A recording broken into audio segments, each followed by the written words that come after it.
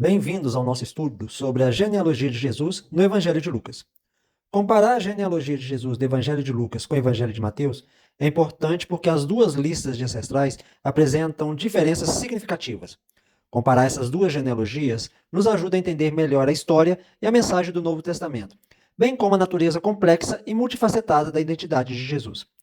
Neste vídeo, vamos explorar a árvore genealógica de Jesus, conforme registrada por Lucas, e descobrir como a história da sua família revela importantes verdades sobre sua identidade e missão. Vamos mergulhar nas origens de Jesus e entender como sua linhagem está conectada ao plano redentor de Deus para a humanidade. Vamos nos aprofundar na genealogia de Jesus e descobrir o significado por trás de cada nome e geração.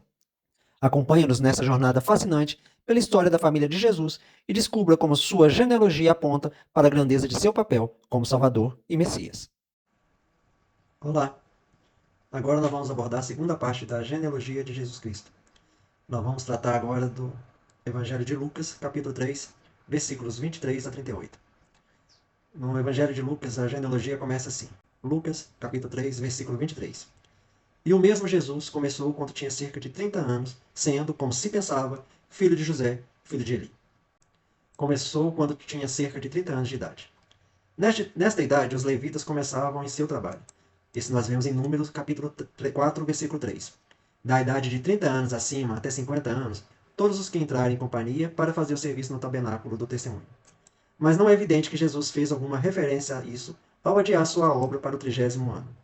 Ele não foi submetido à lei levítica em relação ao sacerdócio, e parece que profetas e professores tenham começado seu trabalho antes dessa era. Como se pensava? Como se pensava comumente, ou talvez sendo legalmente reconhecido como seu filho. Filho de Eli.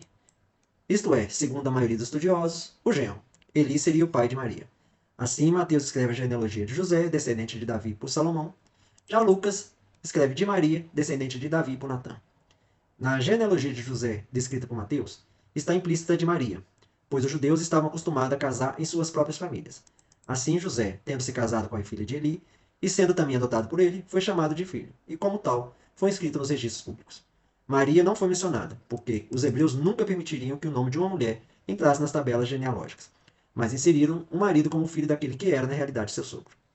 A genealogia de Cristo por sua mãe, que o concebeu miraculosamente, colocada nessa ordem, parece insinuar que Jesus era a semente da mulher, que, na primeira sugestão de misericórdia concedida à humanidade após a queda, foi previsto para quebrar a cabeça da serpente, conforme vemos em Gênesis capítulo 3, versículo 15. E porei inimizade entre ti e a mulher, e entre tua descendência e a descendência dela. Esta te ferirá a cabeça, e tu lhe ferirás o calcanhar. Assim, Lucas, como se tornou o historiador que relatou a miraculosa concepção de Cristo, leva sua genealogia a Adão, que, juntamente com Eva, recebeu a promessa mencionada anteriormente sobre a restituição da humanidade pela semente da mulher. Versículo 24. Filho de Matate, filho de Levi, filho de Melque, filho de Janai, filho de José. Tanto aqui como em toda a genealogia, a palavra filho não aparece no grego. Aqui seria literalmente de Matate, de Levi, de Melque, de Janai, de José e assim em diante. Versículo 25.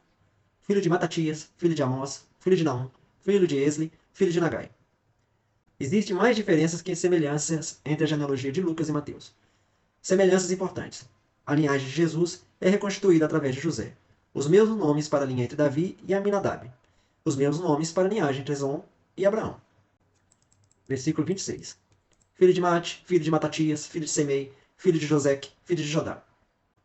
Diferenças importantes entre essas genealogias e a de Mateus. Lucas não faz referência explícita a mulheres e remonta a linhagem de Jesus até Adão, filho de Deus, enquanto Mateus vai até Abraão. Lucas usa a ordem ascendente, começando com Jesus e ascendendo até Adão, filho de Deus, enquanto Mateus usa a ordem descendente, que começa com Abraão e termina com Jesus. Lucas coloca a genealogia depois de seu relato do batismo de Jesus, enquanto Mateus começa seu evangelho com ela. Versículo 27. Filho de Joanã, filho de Reza, filho de Zorobabel, filho de Selatiel, filho de Neri. Filho de Zorobabel e filho de Selatiel. Depois da convergência momentânea de Lucas e Mateus em Salatiel e Zorobabel, não há qualquer ponto de contato entre as duas genealogias até que chegamos a José. Filho de Neri. Em Mateus encontramos Salatiel como filho de Jeconias. A princípio, Salatiel poderia ser filho de Jeconias e descendente legal de Neri, que é uma visão tradicional, ou vice-versa. Descendente legal de Jeconias e filho de Neri. Entretanto, Deus amaldiçoou Jeconias, ou Conias, que é da linhagem real, e jurou que a sua descendência nunca mais se assentaria no trono de Davi. Nós vemos isso em Jeremias, capítulo 22, versículo 24 a 30. Vivo eu, diz o Senhor, que se Conias, filho de Joaquim, rei de Judá, fosse um anel em minha mão direita, até dali eu te arrancaria. E eu te entregarei na mão dos que buscam a tua vida, e na mão daqueles a quem tu temes, na mão de Nabucodonosor, rei da Babilônia, e na mão dos caldeus. E lançarei a ti e a tua mãe, que te fez nascer, em uma terra estrangeira, em que não nascestes, e lá morrereis. Mas a terra, a qual suas almas anseiam voltar, para lá nunca voltarão. É este homem Conias um pote quebrado, ou um vaso de quem ninguém se agrada? Porque ele e sua geração foram arremessados fora, e lançados a uma terra que não conhece? Terra, terra, terra, ouve a palavra do Senhor. Assim diz o Senhor, escrevei este homem como 100 filhos, homem a quem nada prosperará nos dias da sua vida, pois nenhum homem de sua semente prosperará em se sentar sobre o trono de Davi e reinar em Judá.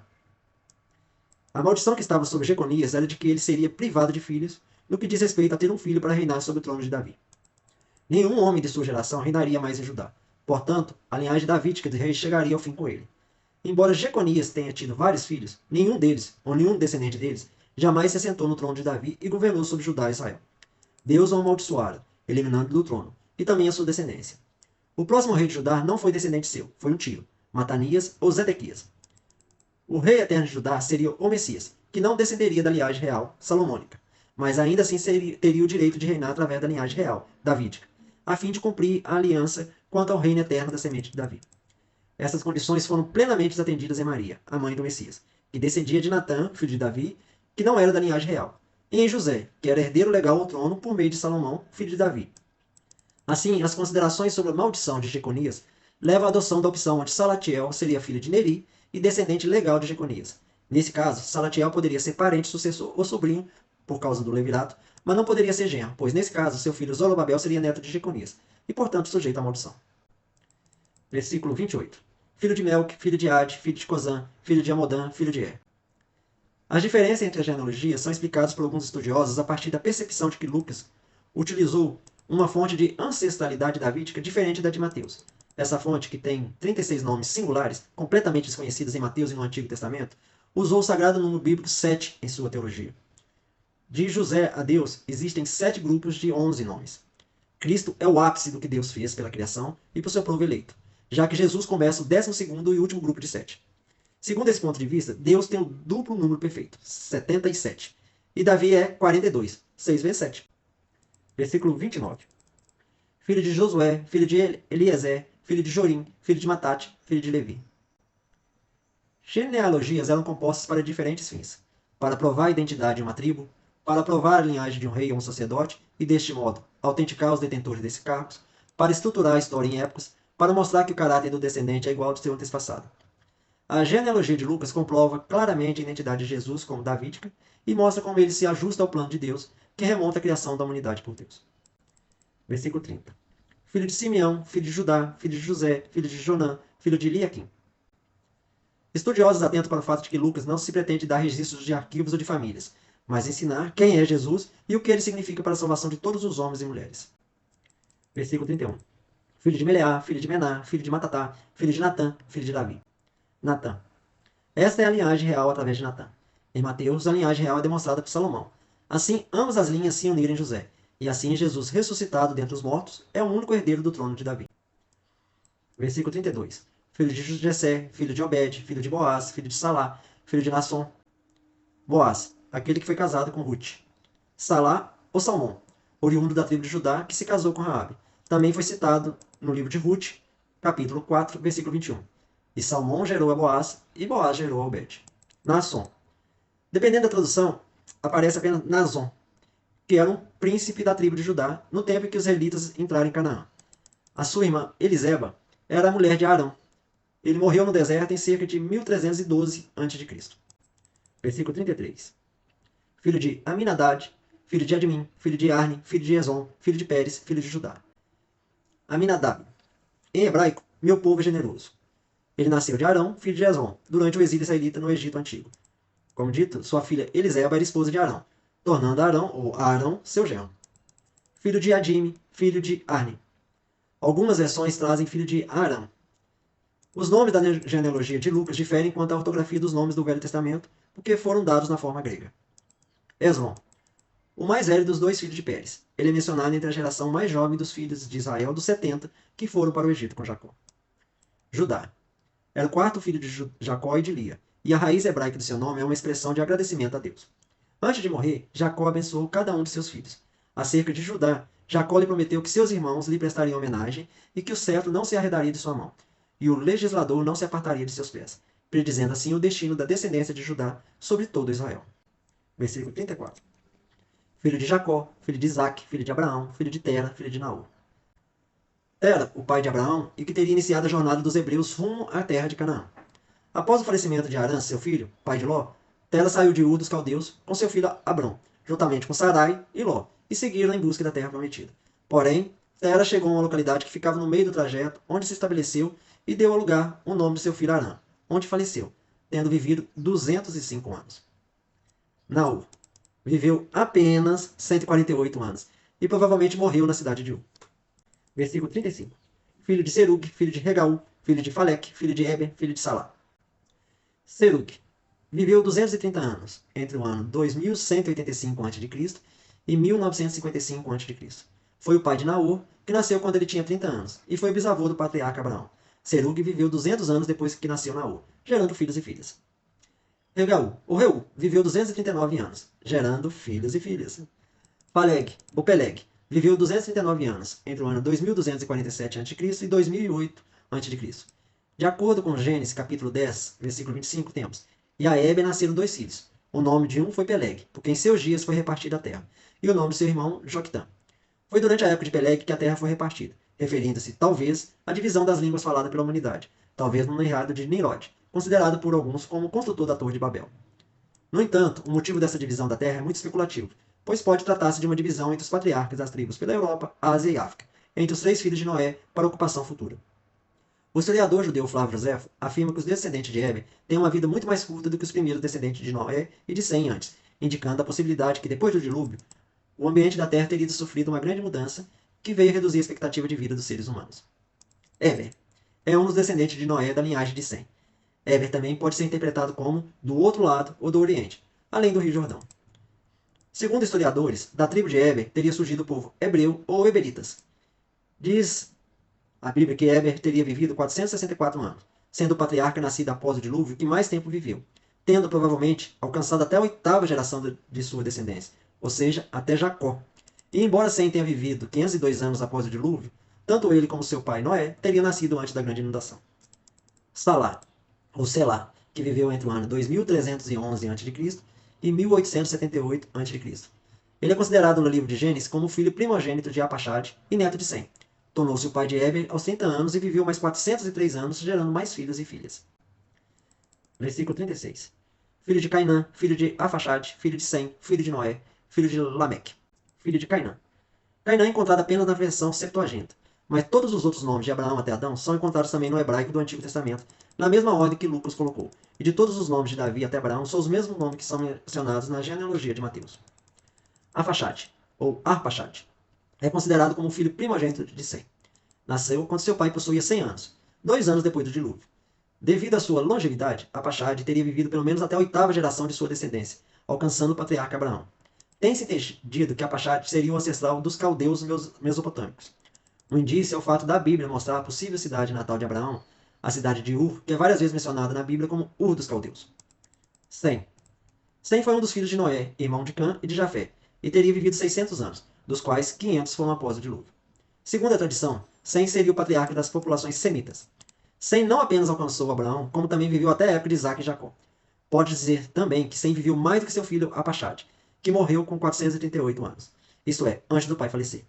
E como a longevidade dos patriarcas foi diminuindo, Sem pode ter enterrado todos os seus descendentes até Abraão, com exceção de Eber, que teria falecido 29 anos depois de seu bisavô. Noé. Do hebraico, descanso, alívio, conforto. É o patriarca que recebeu a ordem do Senhor para a construção de uma arca, para salvar a criação do dilúvio. Noé nasceu em 2948 a.C. e morreu com 950 anos em 1998 a.C. Seus 3 filhos mais conhecidos eram Sem, Cã e Jafé. A história de Noé tem forte significado simbólico sobre boa parte da história de Israel, principalmente durante o período da conquista de Canaã, narrada no livro de Josué. A maldição de Noé certamente foi usada pelos povos semitas, ou seja, descendentes de Sem, cujos hebreus fazem parte, como justificativa para a conquista da terra de Canaã, ocupada pelos cananeus, alegadamente descendente de Canaã, neto amaldiçoado de Noé. Noé enfrentou o dilúvio e ainda viveu mais 3 séculos e meio, o que significa que poderia ter falecido já nos dias de Abraão, já na 10ª geração de seus descendentes. Lameque. Quando Noé nasceu, Lameque profetizou a respeito de seu filho, assim dizendo, Gênesis capítulo 5, versículo 29. Este nos aliviará das nossas obras e do trabalho de nossas mãos, por causa da terra que o Senhor amaldiçoou. Lameque faleceu com fartos 777 anos, o que, segundo os cálculos, teria sido 5 anos antes do dilúvio ocorrido quando Noé tinha 600 anos. Versículo 37. Filho de Matusalém, filho de Enoque, filho de Jared, filho de Malelel, filho de Cainã. Matusalém é o Metusalém, em hebraico, homem de Javelina, ou ainda, sua morte trará juízo. Foi um patriarca bíblico conhecido por ser o homem que teve mais longevidade de toda a Bíblia, pois teria vivido por 969 anos. Enoque. Enoque teria sido tomado por Deus para não experimentar a morte e na certa fosse poupado da ira do dilúvio. Vemos isso em Gênesis capítulo 5, versículos 23 e 24. E foram todos os dias de Enoque 365 anos. Caminhou, pois, Enoque com Deus, e desapareceu, porque Deus o levou. Há 2 aspectos extraordinários no relato de Enoque, enfocados nesses versículos, que não foram enfocados em outras gerações. As indicações do texto de que ele andou com Deus e o fato de que, supostamente, ele não teria morrido, pois Deus para si o tomou. Estes relatos foram a origem de muitos estudos rabínicos mais aprofundados de sábios judeus ao longo de séculos. Jared. Jared, que teria vivido de 3.544 a.C. a 2.582 a.C., é um personagem da Bíblia que morreu aos 962 anos. Malalel teria vivido 895 anos. Cainã teria vivido 910 anos. Versículo 38. Filho de Enos, filho de Sete, filho de Adão, e Adão de Deus. Enos, que teria vivido de 3.769 a.C. a 2.864 a.C., morreu aos 905 anos. Foi durante os dias de Enos que os homens começaram a invocar o nome do Senhor, conforme está relatado em Gênesis capítulo 4, versículo 26. Há 2 interpretações mais comuns para esse verso. Ou foi nessa época que os homens que adoravam a Deus se diferenciaram dos idólatras, ou essa foi uma época de reavivamento espiritual. Segundo Maimonides, um rabino e figura central intelectual pós-judaísmo medieval, sendo considerado a segunda autoridade no que diz respeito à lei dada de Moisés no Sinai, e que viveu no ano entre 1138 d.C. e 1204 d.C., foi na época de Enos que os homens passaram a adorar as estrelas e a construir templos para elas. 7. Contando a partir da criação, Sete viveu entre o ano 130 e 1042, ou, se a gente considerar o nosso calendário, o ano 3874 a.C. a 2962 a.C. O nome dele do hebraico significa concedido, colocado, nomeado. E é o terceiro filho de Adão e Eva e irmão de Caim e Abel, sendo o único entre os demais filhos a ser citado pelo nome. De acordo com Gênesis, capítulo 4, versículo 25, temos: E conheceu de novo Adão a sua mulher, a qual deu à luz um filho, e chamou seu nome Sete, porque Deus, disse ela, me substituiu outra descendência em lugar de Abel, a quem matou Caim. Sete nasceu após a morte de Abel, e Eva acreditava que ele fora designado por Deus para estabelecer uma nova descendência, em substituição a Abel morto por Caim. Pelos cálculos a respeito da vida dos patriarcas, significa que Sete teria alcançado o arrebatamento de Enoque. Adão, primeiro ser humano criado diretamente por Deus. Viveu entre 4.004 anos antes de Cristo e 3.074 antes de Cristo, morrendo com 930 anos. Lucas leva a genealogia até Adão, para enfatizar que Jesus descendia do primeiro pai da raça humana. As datas citadas nessa genealogia foram apresentadas por James Ussher, que viveu em 1581 a 1656 d.C., um arcebispo de Armagh. Baseado na Bíblia, escreveu o livro The Annals of the World, publicado em 1658. Nesse livro, Ussher fez uma cronologia da vida na Terra, baseada em estudos bíblicos e de outras fontes, de tal maneira que concluiu que a criação do mundo ocorreu no ano 4004 a.C., pelo calendário juliano. Na época, a afirmação foi amplamente aceita. Adão de Deus. Isto é, o que quer que os filhos de Adão receberam de seus pais humanos, Adão recebeu imediatamente de Deus, exceto pecado e miséria.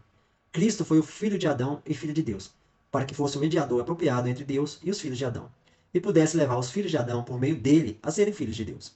Toda carne, por descender do primeiro Adão, é como erva, e murcha como a flor do campo.